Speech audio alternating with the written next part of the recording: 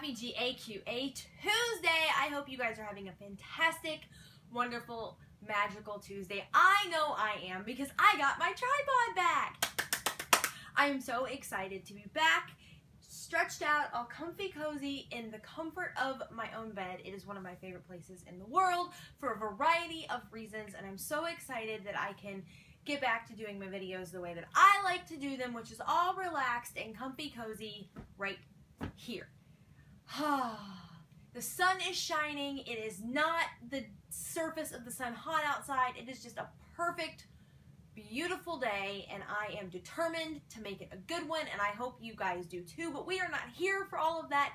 We are here for GAQA Tuesday, where I answer all of your Ghost Adventures related questions that you guys asked me all up on the Facebook page. And we had a major list this week, to the point where I had to like pick and choose my faves, which I have not had to do for a while. So thank you for that, because it makes my life so much easier when I'm not like scrambling for questions, yet I'm picking through like a boatload of them. So I actually have a list for next week too started, but you can still get me questions in for next week if you didn't get a chance to get them in this week. But we're going to get started with our fun little list that we have, because some of these, as always, might go a little bit long. So our very first question is, the guys are very active on all platforms of social media, but do the guys ever answer their fans or their GAC family on Twitter or Instagram? So the guys are very active on Twitter and Instagram and Vine and Snapchat and all of the above. They're all over social media. It's how they keep us in tune with what they're doing and what's going on in their lives. They give us little peeks of lockdown and so on and so forth. With that being said, they're busy. They're very busy. And they have a lot of fans. I mean, let's face it. It is the #1 rated show on the Travel Channel. You're going to have fans with that. I mean, obviously there's a lot of fans involved with that. They try to interact as much as they can with their fans on a safe basis. They will retweet you. They'll favorite, your tweets when they can, especially like when they're live tweeting during the show. I mean, I've been retweeted. I've been favorited by Zach and Aaron and Billy and Jay. So it does happen. But just because you get it once, don't automatically assume that now they know who you are. It doesn't work that way. It just happened to be that they saw your tweet, they liked what it said, and they just clicked that little star, that little retweet button, and that's all it was. Don't get all fangirl, which we'll get to in a minute. But they're busy, and so I think they try to interact with their fans as much as they can. I know that when they are on location, they'll try to do like a quick shout out. Hey, we're here. We're going to be here for a few minutes. If you want to come stop by and say hi, we're willing and ready to do that. But as far as social media goes, I mean, it happens so fast, and especially with Twitter, and especially when you're live tweeting, you're talking about tens of thousands of tweets coming in per minute. So the chances of them actually seeing yours is slim to none. And that's not because they don't care. It's because this gets buried. It just happens. So I think they try to interact with their fans as much as they can. But it's just, they're busy and they have lives, and they can't sit and literally answer every email, every tweet, every fan letter. They just can't do it. But they do try, and they do care. And I don't think for a second as a fan do I feel unimportant or not valued as a fan, because I know that they're doing everything they can to interact with us. So I think they try as much as they can, but they're busy. Our next question is there a location that the GAC hasn't investigated that you'd like them to, and why? Well, originally it was the Missouri State Pen, but we've all know they've done that a couple times. Just because it's really insanely close to my house, and it is a really haunted location, and it's a really awesome location with tons of awesome history. But I think that a lot of the locations that they've done are the ones that I would want them to do as a paranormal nerd. I can't think of anything off the top of my head that they haven't done that I would want them to. That's a really good one, because I don't know. They've done so much. I know that there's a couple of places in Kansas City, but with that being said, they just left Kansas City, so I don't know if they have possibly investigated those locations already, and now we just don't know, and we'll see them in the upcoming season. Because there's some really good locations in Kansas City. For a long time, I wanted them to do the Limp Mansion. They obviously did that. They've done the Exorcist house. I think that I've always wanted them to do all of the places like in Missouri, and they've checked a lot of them off the list. And so, no, I don't think there's any specific location that they haven't been to that I would want them to do. I think,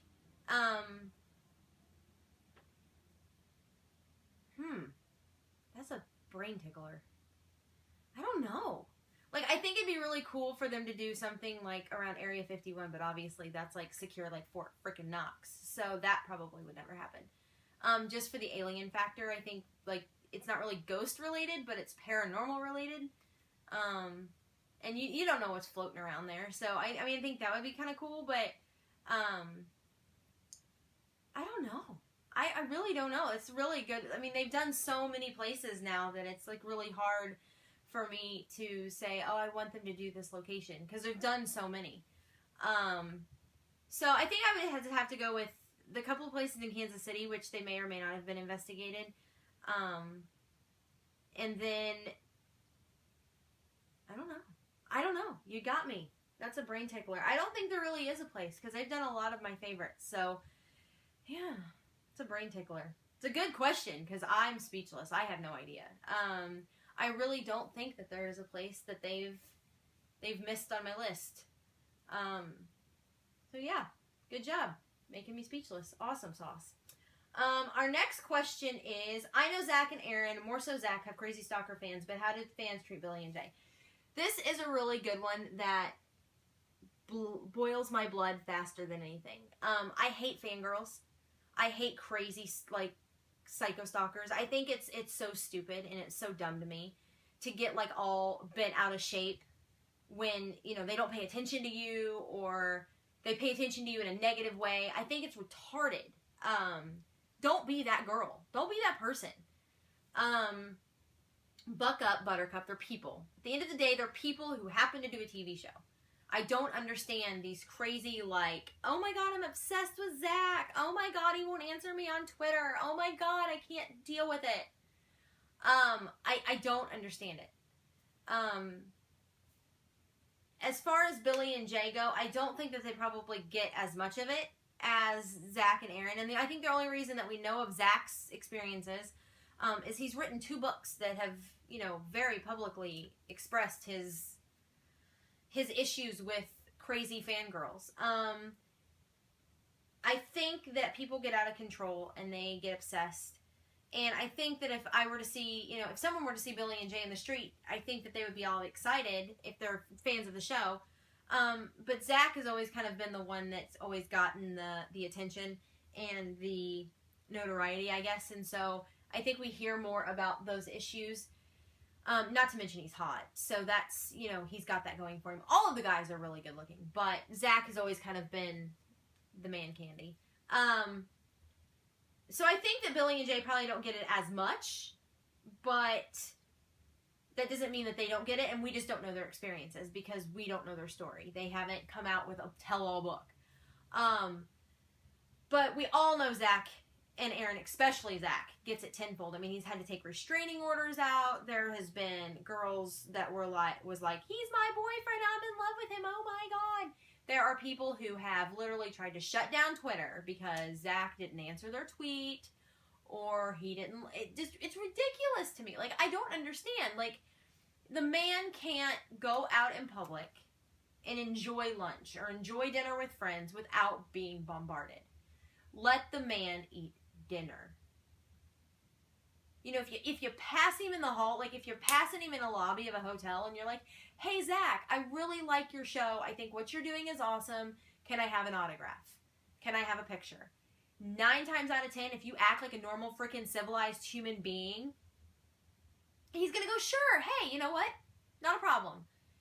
If you go, oh my god, Zach Bagans, I love you so much, oh my god, oh my god, oh my god, and you're like jumping all over him and you're chasing him through a hotel and you're sneaking around corners and you're, you know, you're doing like the between the plant thing, get a life. They're people.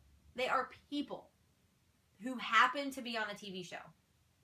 It drives me nuts. I could meet, I don't know, Channing Tatum in a freaking lobby of a hotel, and I would be like, hey, I really like the movie Magic Mike. You did a really awesome job. Can I have an autograph? Because that's what you need to do. That you need to show them that not everybody's nuts, because they get the nut factor all the time. And it's okay to, go gaga behind closed doors and be like, oh my God, he's so hot. Oh, the things I would do to him. But keep that to yourself or between you and your friends. When you actually meet those people, if you get that chance to meet those people, don't do that in front of them. Be an adult. Buck up. Am I guilty of fangirling? Yeah, I was a kid once. I was a teenager at one point, and I wigged out and screamed my lungs out at a couple of NSYNC concerts. No shame. But did I, try to get on their bus or, break safety barriers or, send them 1,000 letters of no. Because there's nothing that's going to come of that. All they're going to do at the end of the day is think you're nuts, try to block you out of their life in any way they can, and it can be a legal issue and a safety issue for you and anybody else involved. So I think it's just ridiculous. I can't stress enough. Don't be that girl. Don't be the fangirl. Enjoy the show. Enjoy them from a distance. If you see them, pass them in the hallway, or you see them, on the street, just give them that, hey, good job. Can I have a picture? Or can I have your autograph? And just let them go. Let them go live their life. They expect to be stopped. They expect to be acknowledged. They expect to be recognized. They don't expect to be mauled or put in danger. So, just be cool. Just be cool. Don't be the crazy fangirl. Our final question is, now that Billy and Jay investigate, how do they feel health-wise? I know it's affected Billy a lot, but what about Jay? This is a really good question, and I think it just goes to show you that no one is exempt from the effects of the paranormal. I think that they are now more subject to it than they used to be. Billy, traipsed into the investigation waters a little bit more than Jay did at the beginning. One significant event I remember from Billy is, the King's Tavern. And he had those, heart attack-like experiences. And he was really affected by something while he was taking pictures. And I think that Jay's had his fair share of issues as well. And I think it's just something that comes with the job. I think that they've probably been affected. I think a lot has happened that we haven't seen yet. I'm really excited for the new season of Ghost Adventures in August, because I think a lot of really big things have happened to the four of them that is going to blow our minds. Just the snippets of investigations that we get, the pictures from the lockdowns that we get. I think a lot has happened in those few months that they've filmed the next couple of seasons, that we are going to go, what the F? And so I think Billy and Jay are experiencing all of that now, and they have in the past as well. And I hope that none of them really have, significant health issues. I know that Zach's breathing has become an issue over time. A lot of times now you'll see him wear a respirator. The other guys won't so much.